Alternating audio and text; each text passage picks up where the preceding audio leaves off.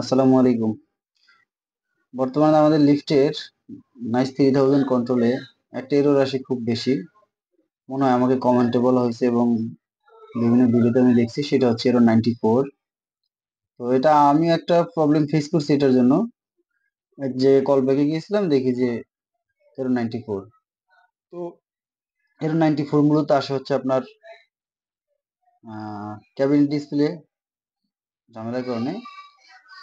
এটার সমাধান হচ্ছে আপনি চাইলে কেবিন ডিসপ্লে খুলে দেখতে পারেন অফ অন করে। যদি যায় তো যাবে, আর যদি না যায় সেক্ষেত্রে আপনাকে কন্ট্রোল রিসেট দিতে হবে। রিসেট দিয়ে নতুন করে প্রোগ্রাম করবেন, আশা করি ঠিক হয়ে যাবে ইনশাল্লাহ।